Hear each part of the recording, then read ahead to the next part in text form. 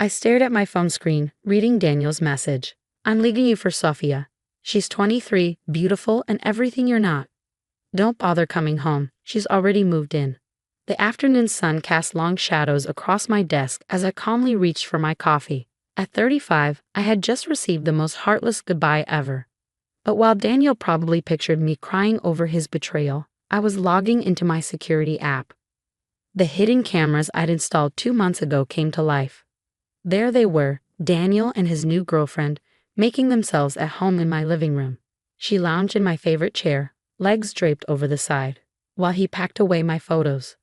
Your wife has great taste in furniture, Sophia giggled, running her fingers over the fabric. Too bad she has terrible taste in men. Daniel chuckled, tossing a photo frame into a box. She never appreciated any of this. Always too busy working, too tired for date nights. You're different, baby. I watched them, my anger cold and steady. The cameras had captured everything for weeks, every lie, every secret meeting. But today's footage, this was the final nail in his coffin. Another text buzzed through. I'll have my lawyer contact you. Don't expect anything in the divorce, my name's on everything. You should thank me for the years I gave you.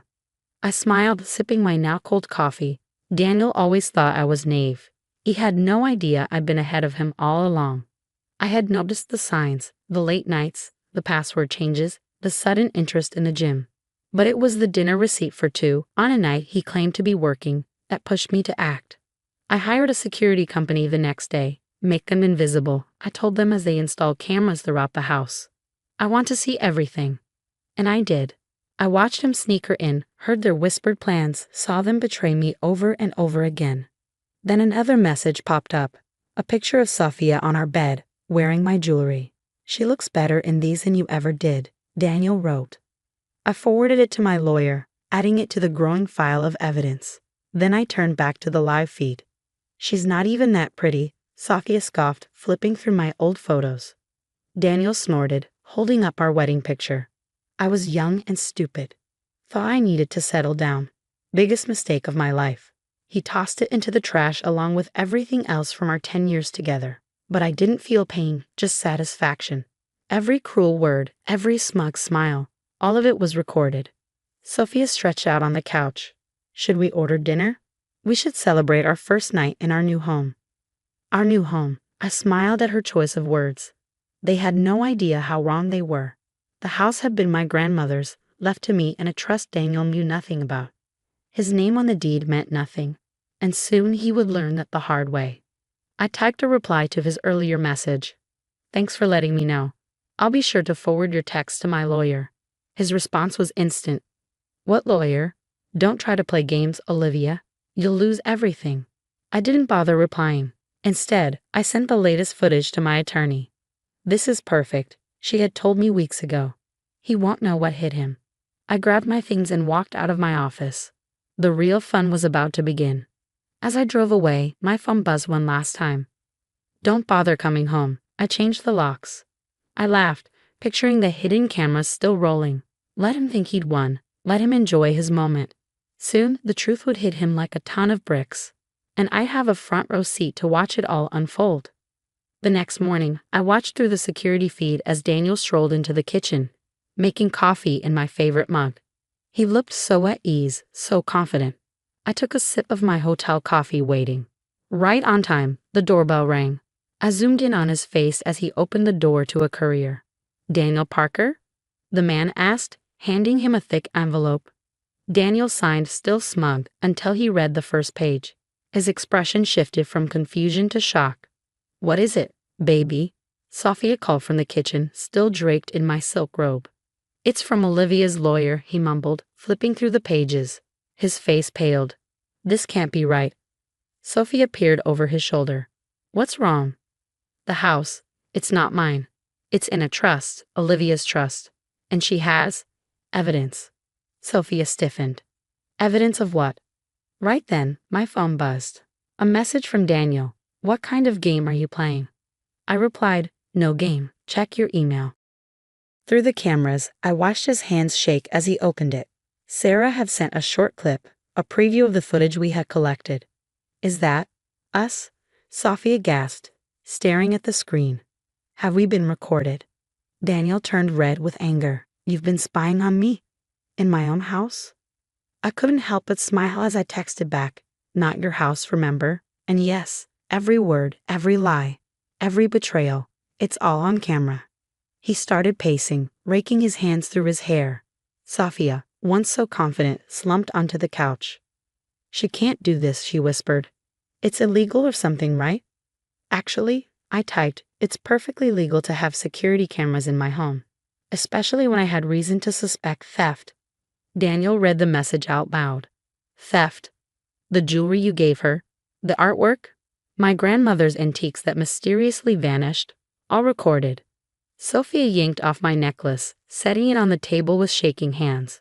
Daniel turned to her, his voice cold. I think you should leave. But you said. Get out, he snapped. Tears streamed down her face as she grabbed her things and rushed out. The fearless mistress, suddenly just a scared girl. Daniel sank onto the couch, staring at his phone. Another message came through. You ruined everything. I loved you, Olivia. Why did you have to do this? My anger flared. Loved me? Is that what you call moving your girlfriend into our home? Giving her my things? Mocking our marriage? I saw him read my message, his jaw tightening. He was trapped and he knew it. What do you want? He finally texted. You out of my house tonight. Take only your things. My lawyer will handle the rest. He sat there for a long moment, then started packing, his movements stiff with frustration. Every few minutes he would stop, glance around the room, then keep going, shoulders slumped. A new text from Sarah. He called his lawyer. They're advising him to settle. The footage is too damaging. I smiled. Daniel had always thought I was weak, that I wouldn't fight back. Instead, I had collected every piece of evidence while he blindly walked into his own downfall.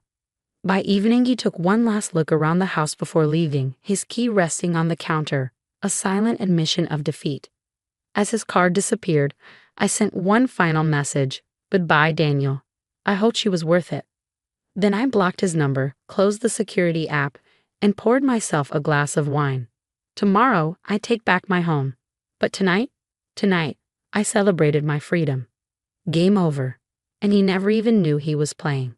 1 month later, I sat in my freshly redecorated living room. Every trace of Daniel was gone, along with the weight of his betrayal. The divorce had gone quickly. Amazing how cooperative a cheating husband becomes when faced with video proof of his lies and stolen things. I kept the cameras running until everything was final, just in case. They caught Daniel sneaking back in one night, my lawyer handled it, and Sofia showing up a week later, demanding jewelry Daniel had given her. That footage also went straight to the authorities. My phone buzzed. A text from Sarah. Daniel's company found out he was sleeping with an intern. Turns out you weren't the only one he lied to. He's been forced to resign. I smiled, not out of revenge, but because it felt right. The truth always catches up. That afternoon, the security company came to remove the cameras.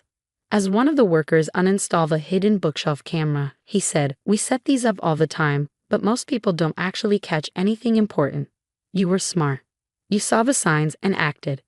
I thought back to those first red flags, the late nights, the secretive behavior, the strange receipts. How many people ignored those signs, hoping they were wrong? The doorbell rang. I glanced at my new standard security camera and saw Lisa standing there with a bottle of wine. Coming, I called, letting her in. This place looks amazing, she said, admiring the changes. Gone were the heavy curtains Daniel had insisted on. Sunlight streamed through the sheer panels, shining on artwork I had picked myself. My grandmother's antiques, which I hidden away when I first suspected Daniel's plans, were finally back where they belonged. As we sat on the couch with our wine, Lisa asked, How are you really? I thought for a moment before answering. Honestly, better than I've been in years. No more pretending. No more ignoring the obvious or making excuses for someone else's actions. Heard anything from Sophia? I shook my head. After the jewelry thing, nothing. She's probably found another married man to go after. Just then, another text from Sarah came through. Final paperwork is signed. The house is officially yours. Congrats. You're free. Free, a simple word, but it carried so much weight. You know what's funny? I said, swirling my wine. Daniel always treated me like I was clueless, like I couldn't see what was happening. But I saw everything. I was just waiting for the right time to act. Lisa raised her glass. To seeing clearly. To seeing clearly, I echoed, clinking my glass against hers. That night, after Lisa left, I walked through my house, truly mine now. The cameras had recorded Daniel's betrayal, but they had also captured something else, my strength. I opened my laptop to save the final footage before deleting it, not to relive the pain, but to remember how far I had come. The last clip showed Daniel leaving, his shoulders slumped, his arrogance finally gone. He thought he was writing the end of our story. He didn't realize he was just setting the stage for my new beginning. Then, one final text, an unknown number. I'm sorry. I know it doesn't matter now, but I'm sorry for everything. I didn't answer. Some messages don't deserve replies. Some apologies come too late to mean anything. Instead, I stepped onto my balcony, watching the sunset paint the sky in golds and pinks. The cameras were gone, their job done. They had shown me the truth, and they had helped me move forward. The evening air carried the scent of the flowers I had planted, new life growing where the past had once been. Just like me. Tomorrow would bring new adventures, new possibilities. But tonight, I celebrated my freedom.